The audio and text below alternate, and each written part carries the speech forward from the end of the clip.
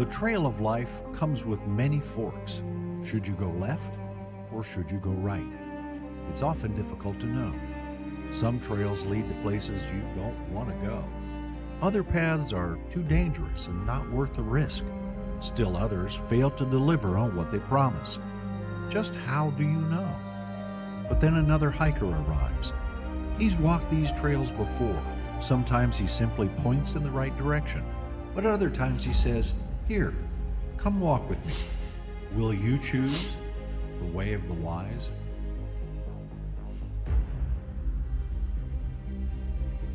Whoever walks with the wise will be wise.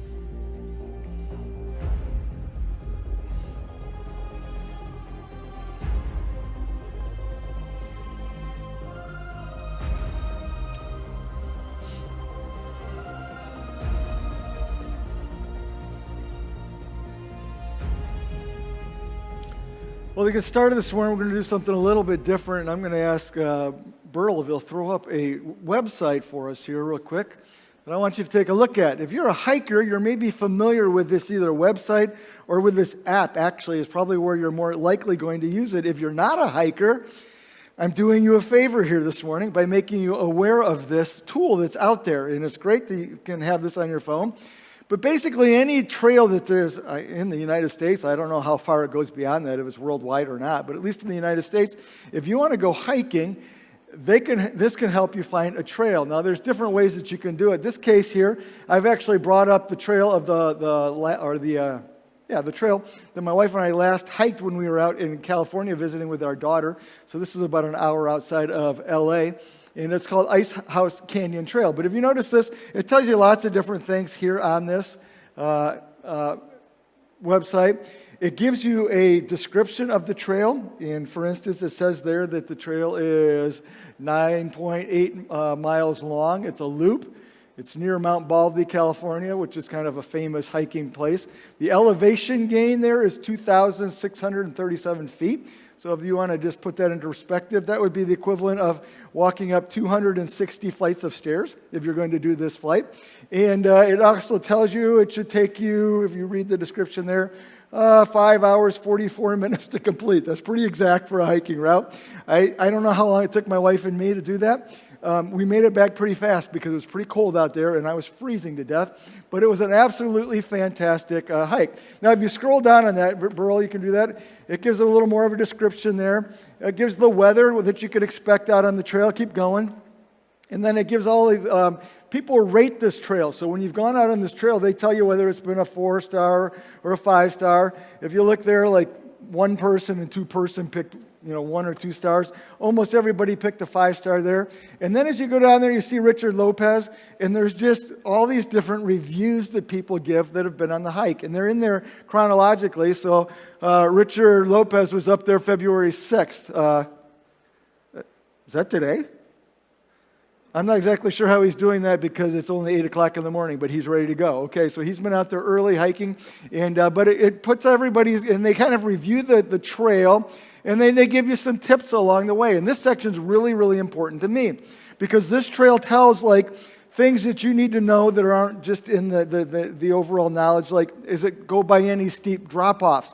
And me, with my love of heights, if there's steep drop-offs, I want to know if they're on that trail because I might not be doing that trail. For my wife, she likes to check to see if anybody's seen any snakes. And people will report that, yeah, we saw a snake on the trail, and then you look at the date, and it was 2 days ago. It's maybe we're going to try a different trail here, but it gives you all kinds of different things. And then they go down there, and there's photos there, and 6,440 photos, if you want to see it, of this hike.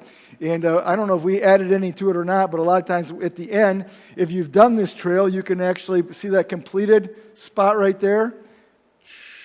You can actually put in that you were on this trail and that you did it too, and you could upload your own photos to this. So it's pretty fun. And then you see along the side there's different trails that you can choose as well. But if you go back up to the top, bro, there's something I want you to notice here that's really, really important. Next to where the stars are, there's a little thing right there, if you can see it, and it's very small there, but it gives the rating of the trail as far as difficulty. And basically, it says it's either easy, moderate, or hard, and that one up there says hard. Interesting to me is that in the United States, there's no uniform way to measure or to rate trails. And they've tried to put something in this kind of like the Dewey Decimal System, like this is a Class 1 hike or a Class 2 hike or a Class 3 hike, and then Class 1.2, Class 1.3, Class 1.4. It's never really caught on, and so you get out there, and basically that's all you get. Is this an easy hike, or is this a moderate hike, or is it a hard hike, or some people might call it difficult or strenuous? But the idea here is that you know ahead of time what it's going to be like. And so you're checking mileage, or you're checking elevation, or you're checking what type of terrain that you're going to be over. And then you make your decision on whether or not you want to take this hike based on how it's rated. And I have to confess, when my wife and I see something that says hard, we're like all in. Okay, if it's going to be 10 miles, yeah, we're doing it. If we're going to climb up 2,600 feet, yeah, we're doing it. And we get all excited about that. But here's what we know about these hikes. Generally speaking, it's not always true, but generally speaking, the more difficult the hike, the more rewarding the experience. Let me say it again. The more difficult the hike, the more rewarding the experience. And I've started here this morning as we talk about the way of the wise, because I want to talk about a trail that most of us have been on. In fact, most of us are probably on right now, where the degree of difficulty would be defined as difficult or hard or strenuous. But it can be a very rewarding trail as well. But it's the trail of adversity. The trail of adversity. And maybe you are on that trail this morning. You are facing some hard times. In fact, probably most of us are there. Whether it's something that's going on at home, or something that's going on at work, or something that we're dealing with health-wise, or maybe it's something that's going on with extended family, or it could be kids, or it could be something going on at school. We all struggle with this idea of adversity. And most of us, if we're completely honest, if we got to see a website like this, and if it said, instead of Ice House Canyon Trail, if it said adversity, difficult, we'd keep scrolling. Oh, let's see if we can find something else out there. But I want to propose to you this morning that maybe we shouldn't. Maybe we should be okay with being on the trail of adversity. At least that's what our fellow hiker is going to tell us this morning. And that's a guy by the name of James. And so I want to encourage you to turn to the book of James, right near the end of the New Testament there. You can use your Bible or your device. And we want to look at what he has to say as a fellow hiker out there on the trail of adversity. But as you turn there, let me just take a minute here to wrap up where we've been on this section of Life Trails. We've been talking about the way of the wise, and just do a quick review on some of the things we've been looking at here for the last several Sundays. But our basic idea has been this, that there are people out there who can help us, people out there in Scripture who can help us know what wisdom is. And so we've really taken a deep dive into this idea of wisdom, but instead of using a one-size-fits-all, all-encompassing definition of wisdom, we've tried to parse it out a little bit and say, well, wisdom looks like this, and wisdom looks like this, and wisdom looks like this, and wisdom looks like this. And we've looked at several different aspects of wisdom. The first one we looked at a couple weeks ago was this. Is it going to, there we go, the skill of looking ahead and predicting likely outcomes. And I'm using the word skill there instead of ability, because normally I would say, well, wisdom is the ability to look down the road, see what's coming. But it's actually more than an ability. It's actually a skill. Ability, talents, those are the types of things that we're often born with. Skills are things that we develop. And one of the things that the Bible very clearly teaches us is that we can learn to be wise, and we can develop this skill of wisdom. The idea, though, is that we're going to have to want to get better at wisdom. And one of the ways that we can do that is by simply pausing, looking down the road and saying, where is this going? Where is this choice going to take me? Where is this decision going to lead me? Where is this option going to play out? How is it going to look? And by looking down the road, we can have more wisdom. Second week, we talked about the skill of making tough calls.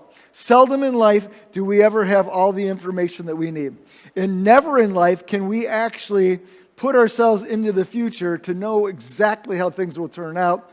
And so we've got to create some tests and some grids in our story, in our lives, so that we can sort out when we have the tough calls. And that's what we talked about, though, is wisdom being that ability to test the truth and to make the tough call. Last week, we looked at an interesting story in the book of Proverbs, chapter 30. It was there about a king by the name of Lemuel and some advice that his mother gave him, which I found completely fascinating in studying it. But she basically said two things. She said, remember who you are. You're my child. You're God's child. You're the king. And remember who you're supposed to be or who you want to be.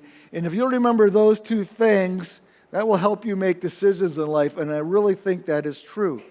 And if you'll make those good decisions, it will protect you from some of the hardships in life. But not all of the hardships in life. And that's why we get to a place that we are this morning where we're talking about this idea of adversity. And it brings us to another aspect of wisdom that I would just say this way. It is the skill of handling life's curves. The skill of handling life's curveballs. Ever notice how different people can face the same obstacle and deal with it differently? The exact same thing comes down the pike, and one person is overwhelmed by it, and succumbs, and is defeated by it. It comes to a second person, and that person faces it, grits his teeth, and kind of gets through it and endures it. And then he gets to we get to that third one who faces this adversity and somehow in the process learns to make the best of it. And what is the differentiating characteristic?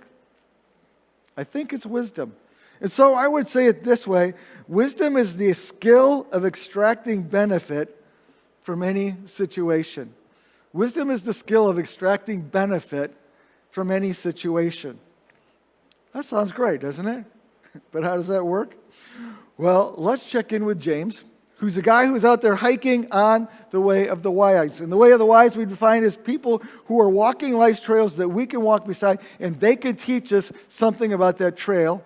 And James is a guy who can teach us about the trail of adversity. Now, first of all, who was James? James was the half-brother of Jesus. He did not become a believer until after the resurrection.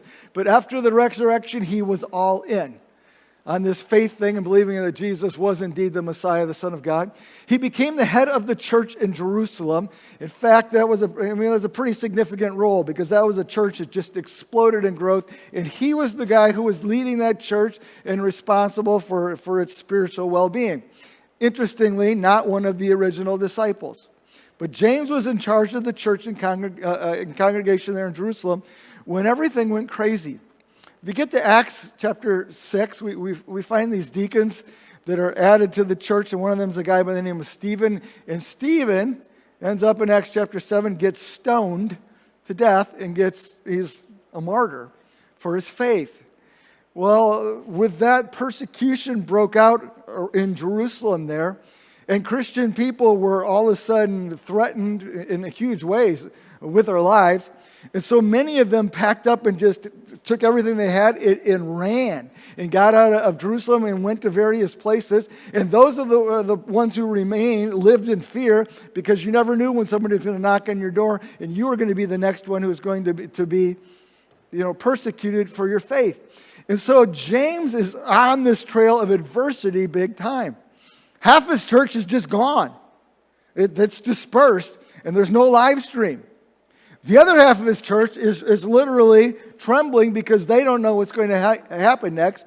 And James decides, you know what, I need to say something to my people. And so he writes this letter, the book of James. The book of James was probably the first book of the New Testament, one of the first, if not the first. And in it, he shares some really practical advice, saying, hey, it's tough right now, but here's how you need to live as a Christ follower. And this is a book that's way more about practice than is it about doctrine, but he's trying to give some advice here to his people. He has a very unique writing style. In fact, he doesn't seem to be much of an outliner. And some people, when they write, they make a big outline and they kind of follow it. It looks, as you read through the book of James, that he just like made a list of all the things he wanted to cover. And so he covered number 1, and then he covered number 2, and then he covered number 3, and then he thought about something he should have covered on number 1, and he goes back and he hits it. And that's, as you read through James, it's kind of like this bullet point list, and it's a little bit random. Many scholars, though, compare the book of James to the book of Proverbs because of that structure, and they consider it a New Testament version of just wisdom and advice that's given like Proverbs was, because it just deals with all kinds of life situations. And so it's like this life manual. Here's how to live your life as a Jesus follower. So we meet James on the trail of adversity, but we also meet him on the way of the wise. And those two paths can be the same thing. So the way of the wise, in fact, maybe we could say that the trail of adversity we can turn into the way of the wise. But let's read what James has to say here. Starting in chapter 1, verse number 1, James, a servant of God and of the Lord Jesus Christ, to the 12 tribes scattered among the nations, greetings. And he has one line of introduction, and then he just dives right in, and here's what he says. Are you ready for this? Consider it pure joy, my brothers and sisters, whenever you face trials of many kinds. Seriously? Consider it pure joy. So you get up in the morning, you got a big problem, and you're like, yes! That's what he's saying. And when it says pure joy, the word here could be translated all joy. In other words, he's saying, you're not just looking for this silver lining in your situation. Your situation is the silver. Forget the lining part of it. Consider it all joy whenever you face troubles of many kind. And notice what he says there too. He says, when you face trials, not if you face trials. So it's going to happen. Just approach it with joy. And here's how you can do this. Verse number 3. You can have pure joy because you know that the testing of your faith produces perseverance. So every trial that you face is going to have an outcome, just like every trail that you take has a destination. And that destination can be perseverance. And so this adversity that you're facing is simply a path that gets you to a place that you want to go. Because you want to go to the place of perseverance. Because at the place of perseverance, it says in verse number 4, let perseverance finish its work so you may become mature and complete, not lacking anything. And so you want to take this place because it's going to get you to perseverance, because when you get to perseverance, it's going to create maturity in you, and maturity in your faith that's going to be fulfilling, that's going to be meaningful, that's going to be helpful to you as a Christ follower. And so that's really where you want to go, isn't it? I want to be a mature Jesus person, a mature Christian. And James is saying, that's where you want to go? Well, this is how you're going to get there. You're going to get there on this trail that's rated hard or difficult or strenuous. And then he goes on and says something really, really important. This is where it ties into our Way of the Wise series here. He says this, if any of you lacks wisdom, you should ask God, who generously gives to all without finding fault, and it will be given to you. So when you are on this trail of adversity, and this is the context here of this verse, this is about wisdom in adversity, but when you're on this trail of adversity, you can ask God to give you wisdom. You can ask God to give you wisdom to know how to navigate this trail, because you're going to need it. But you can also ask God to give you wisdom to help you benefit from this trail, because that's God's purpose. And so sometimes we use this verse as like, well, if you just need wisdom, ask God. And that's true. But specifically, this verse is saying when you are in adversity, this is the time, right now, to ask for wisdom, because you're going to need it. In verse number 6, when you ask in faith. Don't doubt, because God gives us wisdom. So here's a conclusion of this of this passage. When we face trials, we can face them with expectation because we know that they can help us. But when we face trials, we're going to need God's wisdom because you know what? We're probably going to be overmatched. And that's okay. So what does this teach us about wise people? And what does this teach us about how to become one? Well, there's 4 ideas here. The first one is this: wise people realize that adversity is inevitable. Wise people realize that adversity is inevitable.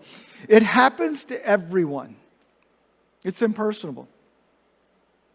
In fact, sometimes though, we sometimes sit and we think like, why did this happen to me? Why am I'm the one that's getting picked on, and why is this coming my way? It happens to everybody. Has anybody not had your car break down?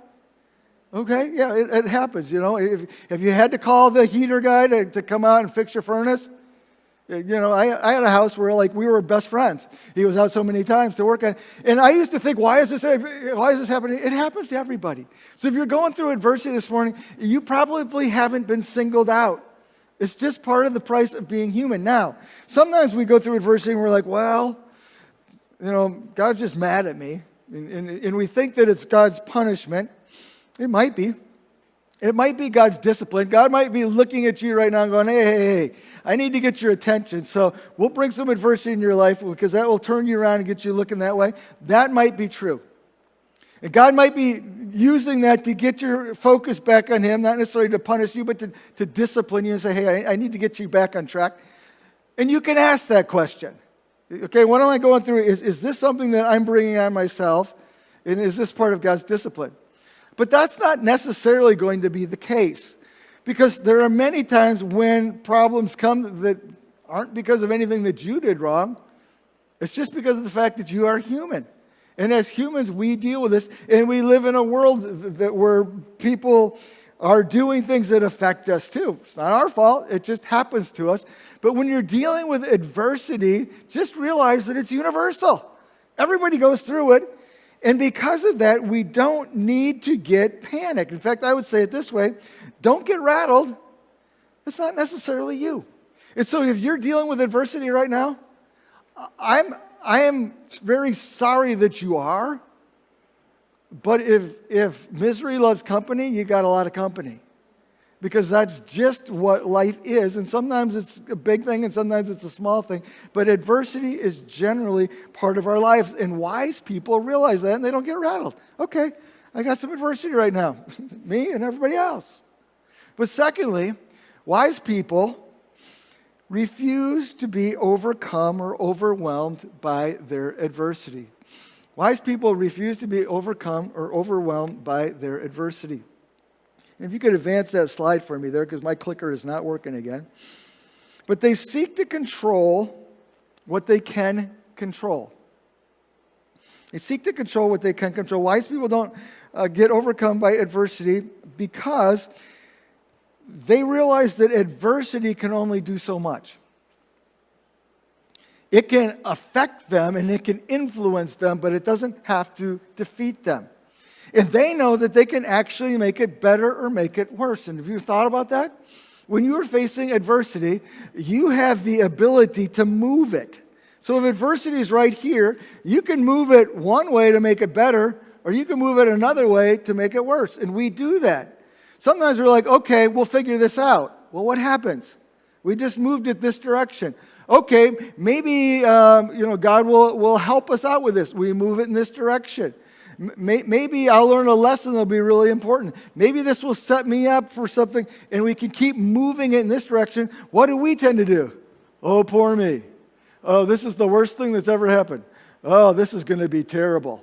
We'll never make it. We're all doomed. And we just keep, hey, but wise people refuse to be overwhelmed by adversity because they know that they have some ability to affect it. They can't make it go away, but they can have some control on how it impacts them. And so the key there is don't get rattled. It's not something that needs to overwhelm you. In fact, How many of you, let's just take a real quick poll here. How many of you have dealt with adversity in the past? How many of you have lived through it? There's a point there, isn't there? And sometimes we're like, oh, this is the worst thing that's ever happened. I'm never going to make it. But you have every single time in the past. And sometimes we need to be reminded of that this is just a moment, or this is just for a season, and there can actually be good that comes out of it. It's not something that needs to overwhelm us. This adversity is likely not even going to last forever. There will be a destination, and that destination, if nothing else, will be the fact that you will grow in your faith. So as you work on your attitude, and that's really what this is all about here at this point, as you work on your attitude, consider this. If you go through this now, it may mean that in the future you don't have to. You just get to be done with it. That'd be nice. Remember back before we had vaccines for chicken pox?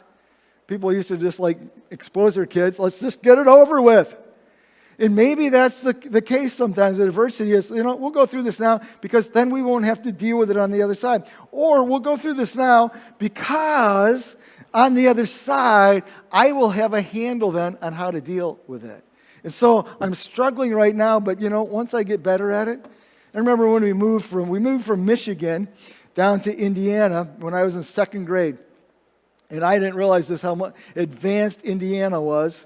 But Indiana in second grade, you already had been taught how to write in cursive. Anybody remember what cursive was?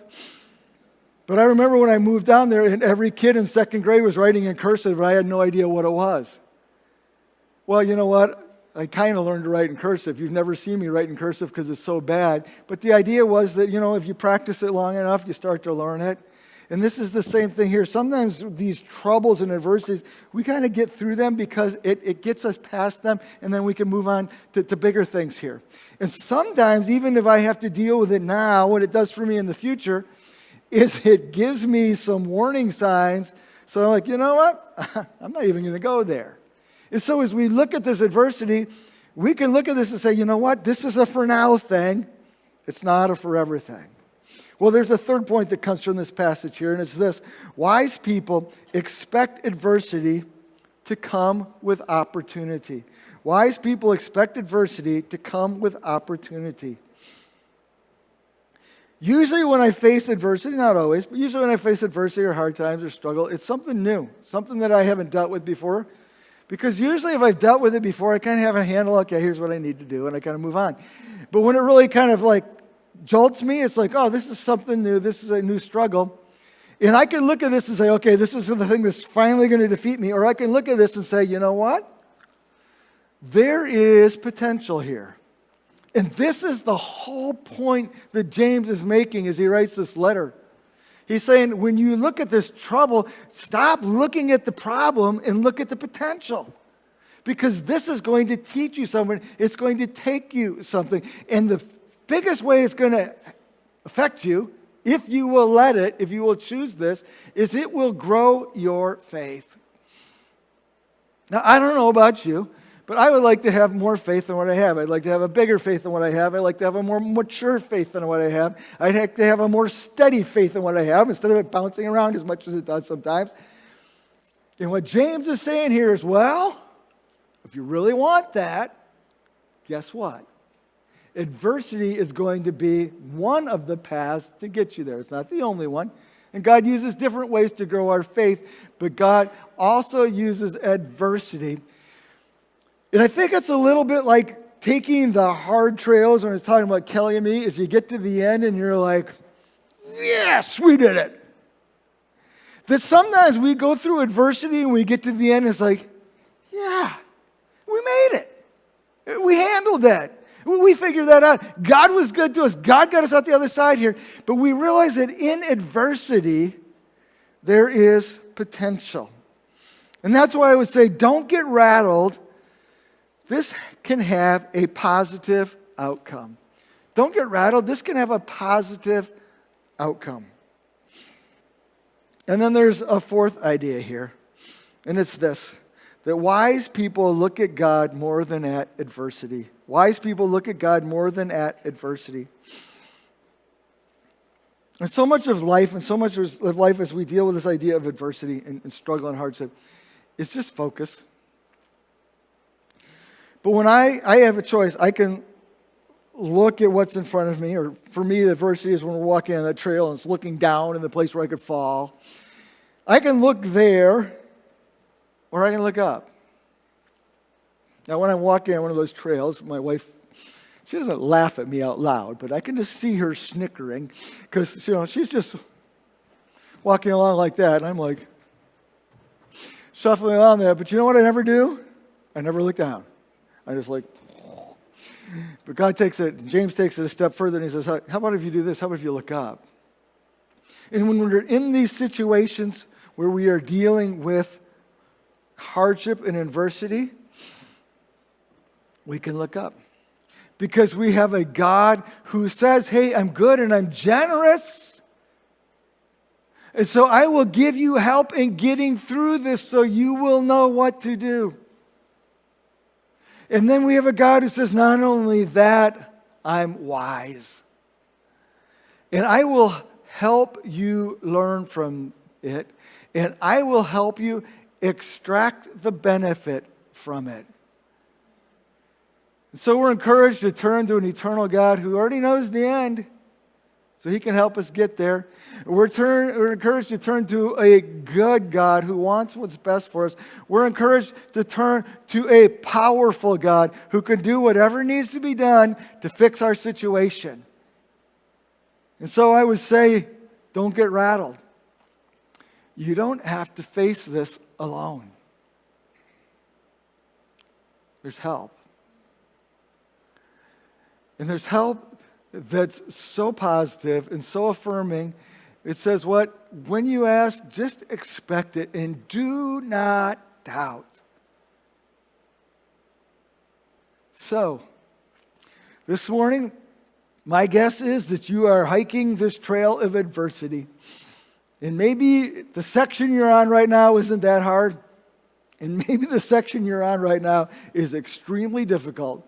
And you're just hanging on for dear life and just trying to move forward, not looking down, just doing the best that you can.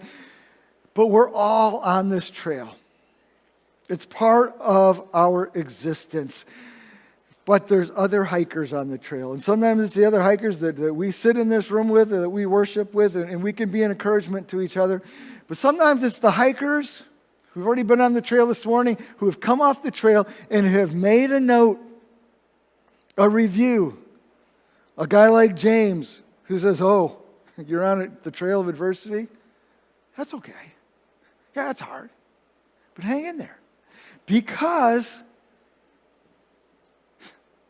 you'll make it. Because this can benefit you. Because you can learn from this. Because God will be there for you. Because God can use this for good in your life. Because adversity can be really rewarding. So when you get to the website and you call it up and it says the trail of adversity, don't check just what the rating is. Is it easy, moderate, or hard? I'll just tell you. It's going to be hard. Check the stars. And the people have gone before you, the people like James, whose church just got blown up, and who rates it at 5 stars. That says something, doesn't it? Let's pray. God, thank you for the fact that you don't waste the adversity in our lives. I think sometimes the enemy brings it, and you're like, oh, that's fine, I'll just use that. I can redeem that. And you are a God who redeems our stories in so many ways. God, I pray for the people who are sitting in this room this morning who are dealing with adversity. And some of it is deep, and some of it is hard, and some of it is overwhelming. I pray that they would be encouraged by your word this morning that tells us all not to be rattled. But I pray that they would be encouraged by your Spirit this morning too, who says, I am with you and I am in you. And so God, I pray for encouragement for all of us. As our heads are bowed and our eyes are closed, I think it's good to have a moment of reflection. But if you're a Christ follower and you're on this path right now, what do you need to take from this? Maybe it's just asking for wisdom. Maybe it's changing your perspective. Maybe it's looking for the growth in your faith that God's offering. Where do you need to go with that? If you're on the trail of adversity and you don't know Jesus Christ, well, then it's probably going to feel a little more lonely. And if you've never invited Jesus Christ into your life, He'd like to give you hope. He would like to give you freedom. He would like to give you forgiveness. He would like to give you the promise of heaven someday and the promise of help today. I encourage you to invite Him into your life. Simple prayer. Where do you sit this morning? Dear God, we all find ourselves on this trail of adversity. We're not the first and we're not the last. Help us to learn from those who have gone before us. And God, help us to be encouragers to those who come behind us, I pray. In Jesus' name, amen.